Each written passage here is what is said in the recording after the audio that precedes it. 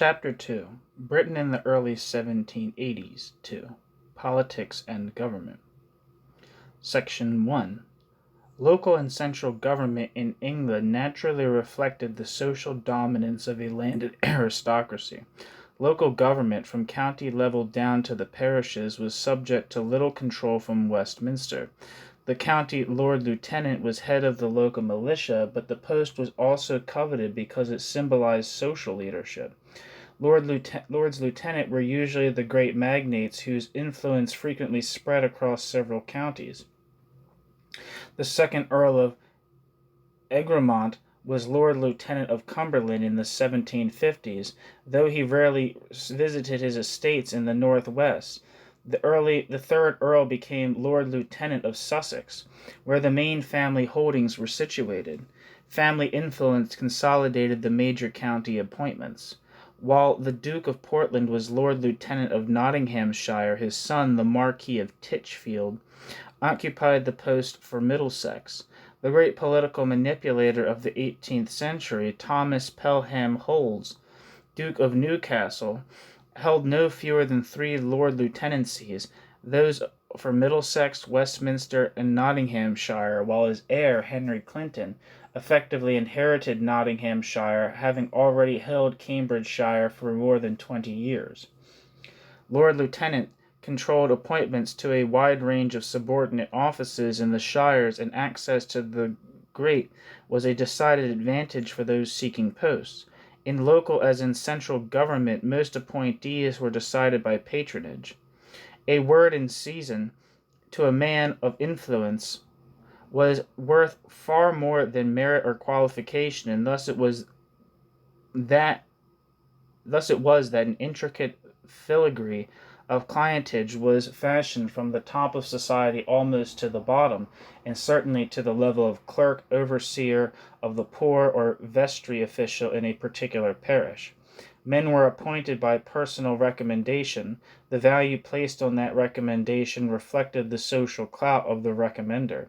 It was a profoundly conservative system, depending on the stability of personal relationships and the acceptance of an intricate hierarchy of influence and power. At whatever level, a man who wanted a job-carrying status, however modest, needed a patron. Hence the frequency of, quote, begging letters, end quote, or by or more usually on behalf of a prospective employee. To 18th century men of property, such approaches were not, quote, pushy, end quote. They were as natural and appropriate a means of recruitment as the situation's vacant columns in the quality press of our own day. Or, more controversially, attendance at a fee-paying school affording pupils ample opportunity to forge valuable, long-lasting, and influential social contacts. Nor was the 18th century system so inimical to the advancement of merit as might be supposed. A man who recommended a client unqualified for the post to be filled lost credit with those upon whom he himself might have later cause to depend. The system was well suited to oligarchy. It rewarded loyalty, and it treated outsiders with suspicion. However, it was sufficiently flexible, and its operators, on the whole, sufficiently sensible to accommodate talented but indifferently connected aspirants for office. Ability, particularly if reinforced by the acquisition of a modest degree of wealth, was better satisfied than frustrated. Only rarely was a combination of ability and determination balked for long, provided the aspirant played by the rules. In local government, justices of the peace were by far the most important executive officers. In J.H. Plum's memorable phrase, they were the, quote, restless shuttles, end quote, of local administration. They acted not only as magistrates hearing an enormous range of both petty and serious cases, but they were the acknowledged leaders of village society. They granted alehouse licenses, supervised the workings of the poor law, and might even fix minimum wage levels. Social leadership and judicial competence were in easy and natural accord. Village squires were automatically justices of the peace, and as the 18th century wore on, the tendency to appoint richer and well-connected Anglican clergymen to the bench became more pronounced. An act of 1732 restricted the magisterial bench to men with an estate of at least £100 a year, but in most places such a mechanistic computation was otious, or otiose, Otiose, not odious, otiose. I don't know what that means. The justices of the peace were leaders in their local communities, and Lord's Lieutenant considered for the post only men of some social influence. The importance of patronage in central government has received much greater attention, but it was in most respects the natural outworking of principles at work in the shires, around the great, quote, political, end quote, families, Pelhams, Grenvilles, Bedfords, Cavendishes, Rockinghams, and the like, clustered young men anxious for careers in government or administration. Rivalry for political influence between these families also sharpened competition among their clients, and particularly during periods of governmental instability, such as the 1760s or the early 1780s. Many opportunities for advancement presented themselves. Naturally, an easy entry to the political world was found for kin of the politically powerful. William Pitt the Younger entered Parliament as soon as he was 21.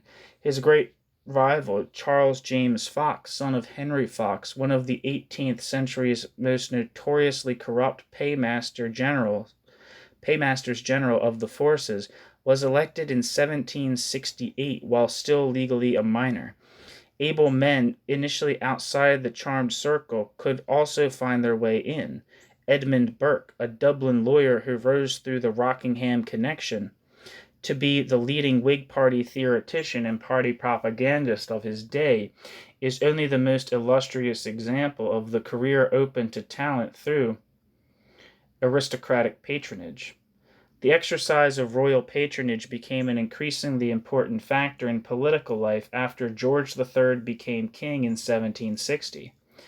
In the reigns of George I, 1714 to 1725, and George II, 1727 to 6, opposition politicians gathered around heirs to the throne in the expectation of rich rewards when the old king died and the new one turned out his ministers. The first two monarchs of the new Hanoverian dynasty were never family-centered. The politicians, however, tended to move in family groups. George III was determined to avoid, quote, faction politics, end quote, and exercised much more independent patronage than his grandfather and his great-grandfather had done. Thus John Robinson, George III's official secretary to the Treasury and unofficial election manager in the 1770s, and Charles Jenkinson, whose career would continue to flourish under Pitt the Younger and whose son and successor as Earl of Liverpool would become one of Britain's longest-serving prime ministers, made careers largely outside aristocratic patronage as, quote, king's servants, end quotes. King's servants, end quote. Both men, however, had started in more orthodox fashion. George III's beloved Earl of Bute had been Jenkinson's patron, and Robinson had successfully managed Sir James Lowther's burgeoning electoral interest in Cumberland and Westmoreland before moving on to higher things. Patronage granted favors, but it also required loyalty. In April 1782, William Windham recommended the talents of Dr. Horsley to his patron and now Prime Minister, the Marquis of Rockingham, as ideally fitted for the vacancy of Master of the Temple. He was careful to assure the Marquis that, quote, I can hardly have any wishes distinct from those of your lordship, end quote. When Charles Abbott, later Speaker of the House of Commons, showed a disposition to support Pitt's proposals for increased taxation in 1798, he received a sharp reminder from the Duke of Leeds, previously Pitt's Foreign Secretary but now replaced, that the Duke's patronage had put Abbott into Parliament. Quote, Such being my opinion of this ill-judged, impolitic, and violent measure, it must be needless to point out the conduct I most certainly wish any parliamentary friend of mine to adopt. I flatter myself with the hopes that you, my dear sir, will not think it necessary to support it with your vote any further." By the early 1780s, aristocratic politicians and their clients had been forcibly reminded that an 18th century monarch need be no figurehead. Section 2. By the early 1780s, aristocratic politicians and their clients had been forcibly reminded that an 18th century monarch need be no figurehead. Within broad limits, the magnates had dictated to the first two Georges, who in any case had German as well as British concerns to occupy them, and usually gave priority to the German concerns. George III's determination to rule as well as reign was not totally successful, but he forcibly demonstrated how little statutory circumscription of royal power had been affected by the Revolution's settlement. In theory, George could veto unpalatable parliamentary legislation, though he never did. More practically, the settlement left the monarch with the responsibility of choosing ministers and thus, by implication, policies. George had learned through the 1760s that he could not appoint men in whom Parliament had no confidence, and he was embarked on the more subtle and fruitful maneuver of appointing ministers for whom parliamentary approval could, with skill in the management of royal patronage, be engineered. The policy implied a struggle between the king and those political landowners who had had things mostly their own way between 1714 and 1760. At the beginning of the 1780s, the outcome was uncertain. The main opposition group, the Rockingham Whigs, could undermine parliamentary support for the king's faithful servant, Lord North, but in the face of royal disapproval, they could not form a stable ministry themselves. As one historian has put it of the generally stable relationship between monarch and prime minister, which followed in the 1780s and 1790s, quote, "Kings could not ignore political realities. George III needed Pitt the Younger at least as much as Pitt the Younger needed George III." End quote. Within Parliament, though it may seem paradoxical in view of the importance of the aristocracy, the most important house was the Commons. Commons' influence was firmly grounded in economic power, though most of the leading offices of state were held by peers who sat in the Lords. Control over finance and taxation was vested in the Commons. Its enduring and crucial reward for success in the 17th century constitutional struggles with the Stuarts. Throughout our period, ministries led from the Lords faced difficulties which perhaps only Lord Liverpool's successfully surmounted. The chancellors of the Exchequer, though the office did not achieve the kudos it holds in the modern political system until the 1850s, were necessarily commoners. Most important of all, control over state revenue gave the Commons ultimate sanction over ministers and the crown. Since no monarch's independent land or private fortune could rival the power to tax, the king could appoint, but it was not in his independent power to sustain. Stable government depended on a working relationship between monarch and commons.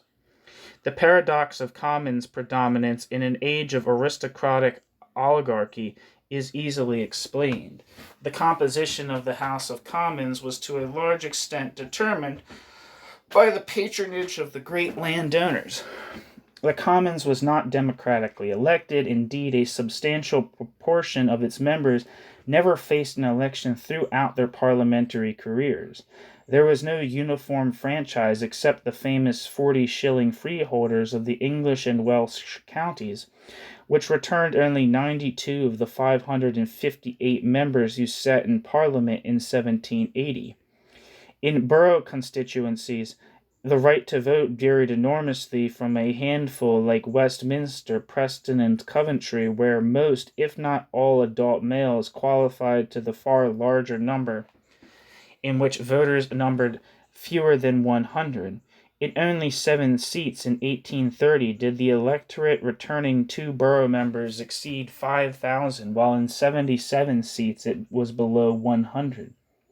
A small number of voters did not automatically mean a more bound political structure, however. In many constituencies, vigorous political life was sustained in meetings, through the local press, and on the hustings.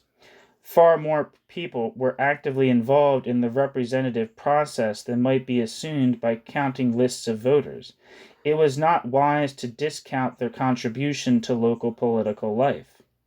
An MP, however powerful his position, needed to be aware of local concerns and often to minister to them if he wished for continued success. Charles Abbott was re-elected by the 19 voters of Helston, Cornwall, in 1796, having agreed to contribute the handsome sum of 100 guineas towards rebuilding the Cornage Hall, or Cornage Hall. I don't know how to say that. Cornage Hall. Quote, in a more convenient part of the town, end quote.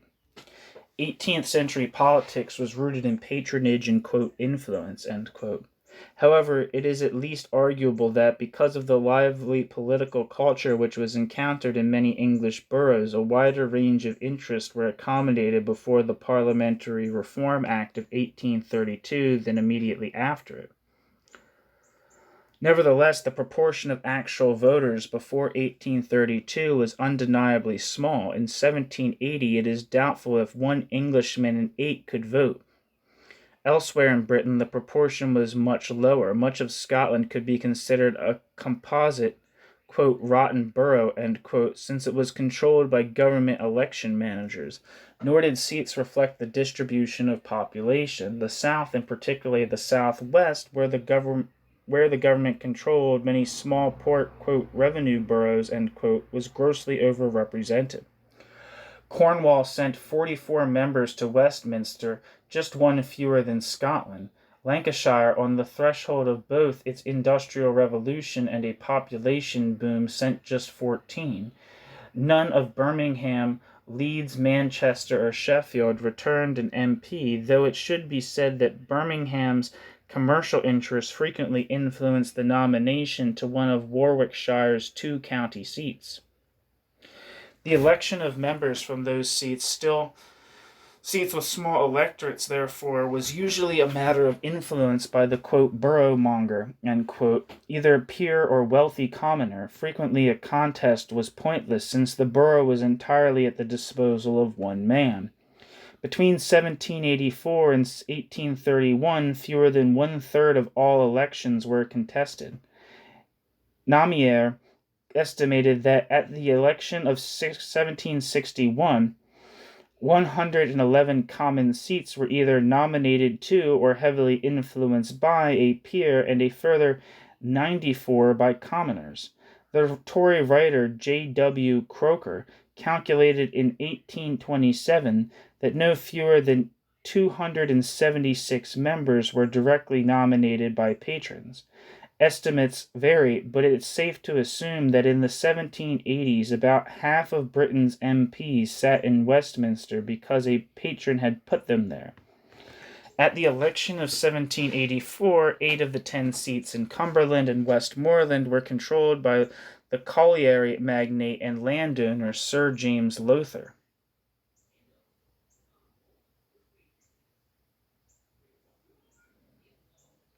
Such, quote, nominee, end quote, MPs were the nucleus of the House. From their number were drawn the professional politicians, the independent MPs, who numbered 200 or so, and who cast their votes entirely according to reason and conscience, tended to arrive late for the anyway short parliamentary sessions, and to return early to their estates once spring turned to summer and the crops ripened. County members tended to be independent of political allegiance, proud to represent the landed property of their community. Their natural predisposition was to support the government if convinced of its general competence, but withdrawals of support could be decisive, as Lord North found between 1778 and 1782, when the Rockingham Whigs won many of them over to supporting motions highly critical of his administration. Most MPs were men of substantial means. The most homogeneous social group was probably the sons of peers nominated to seats on their father's influence. Between 1780 and 1830, they comprised pretty steadily a fifth of the members, a far higher proportion than early in the 18th century. Other families, like the Blacketts of Newcastle, whose fortune lay in coal and the brewing whitbreads of Bedford, brought themselves into Parliament on the profits of their trade. There was always room for, quote, new men, end quote, who had succeeded in trade or commerce, though few came from such humble origins as Benjamin Hammett, MP of Taunton, from 1782 to 1800, who seemed to have been the son of an ordinary tradesman of that town before making a banking fortune in London. About 100 MPs were returned whose primary source of income was the professions. Roughly 30 of the 558 in 1780 were practicing barristers. 55 Army and 25 Navy officers also sat in the Commons. About 200 substantial landowners, not members of the aristocracy or their clients, were members. Many represented county seats as, quote, knights of the shire, end quote, while the highly respected George Savile, who served his Yorkshire constituents conscientiously and with sturdy independence from the beginning of 1759 to the end of 1783. Despite its obvious and intentionally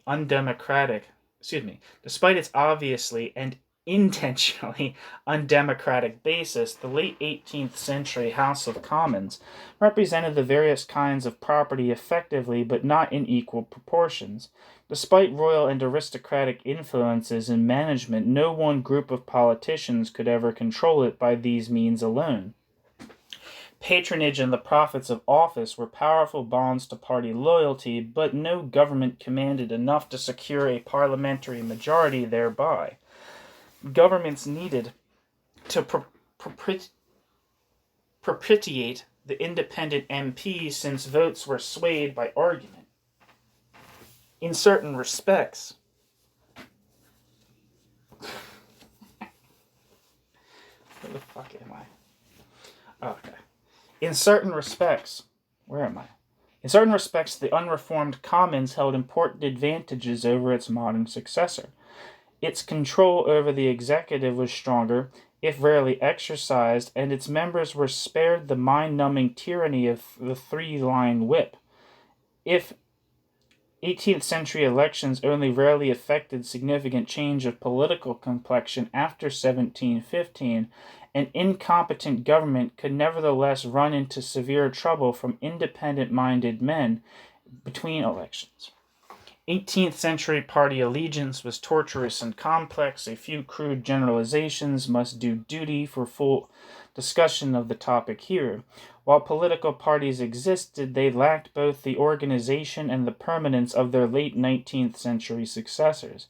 They also depended far more on family connections, allegiance to, quote, Whig and, quote, Tory, which had been surprisingly, even frighteningly tenacious between 1689 and 1714, on a range of political, religious, diplomatic, financial, and constitutional issues slackened thereafter. The Tory leadership gambled heavily and unconstitutionally on a Stuart rather than a Hanoverian succession in 1714.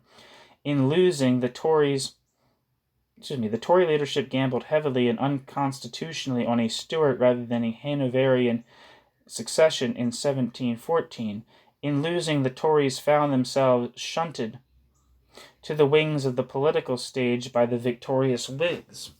18th century Toryism retained both adherents and causes in the bleak Walpole-dominated years of the first two Georges, but the real struggle for office and its attendant pickings lay between feuding Whig magnates from Sunderland, Stanhope, and Walpole in the 1710s and 1720s through to Bedford, Grenville, and Rockingham in the 1760s and 1770s.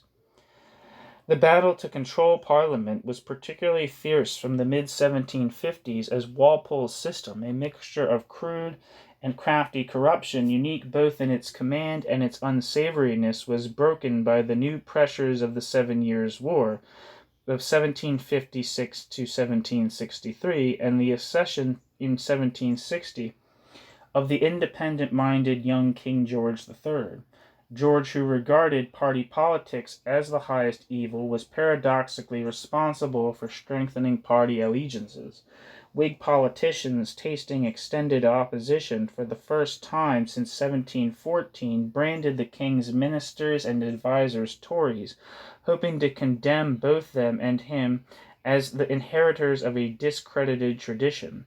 Thus, Lord North, the first Prime Minister to provide George III with a majority which commanded both his own support and a workable majority in the House of Commons, was called a Tory, though North always repudiated the title. During the North government of 1770 to 1782, the role and functions of the opposition became much clearer. Led by the Rockingham group, which included Fox, Portland, and Burke, the opposition espoused a reform program plausibly presented as a principled Whig attack on familiar targets, royal patronage, and excessive monarchical power.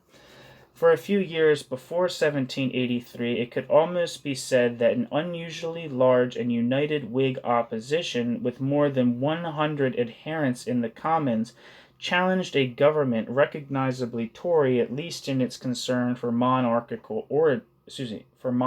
rights. Squabbles between the Whig lords, which had characterized so much 18th century "debate," were pushed into the background by the great issues of the day, the War of American Independence and the role of the monarchy. The reemergence of great issues after 1756 also stirred the growing vigor of political interchange outside Westminster, not just in London, but among both middle ranks and skilled working men in provincial towns such as Birmingham, Sheffield, and Norwich. The effects of the enervating poisons injected into the body politic by Walpole's system of management were beginning to wear off. After 1760, the political nation was astir. Just as Britain stood on the threshold of an industrial revolution which would change the face of the world more dramatically than any other event, its armed forces were losing a war to uppity American colonials who had the temerity to challenge the mother country's right to rule them. Far from bowing to superior military, naval, and economic power, the colonists had maximized the advantages of fighting their kind of war on home terrain. When General Cornwallis surrendered his force to George Washington at Yorktown in October 1781, the last hope of preventing American independence vanished. Defeat profoundly affected political life. North, for 12 years the guarantor of George III's conception of proper government, resigned in March 1782. North's departure initiated 2 years of grave instability during which the respective rights of King and Commons were unsettlingly rehearsed. Military reverses and the increased taxes to which war inevitably leads had loosened old allegiances. The resurgence of the Whig opposition and the brief efflorescence of parliamentary reform associations between 1778 and 1782 were both largely attributable to discontent provoked by war. Worse, the war threatened the commercial well-being of the country. The volume of British exports, so buoyant for much of the century, declined by almost 20% between 1772 and 1780. Exports to the North American mainland, Britain's largest market outside of Europe, fell off by almost a half. It is hard to say whether imperial pride or commercial complacency suffered the greater jolt from the turn of events in America. It is certain that military disasters and mercantile setbacks induced in those who did not stand to benefit us politically, a state of lugubrious introspection. Things were not so bad as they seemed, but to contemporaries the inheritance of William Pitt the Younger, called unexpectedly to office at the height of the crisis, was a sickly one indeed.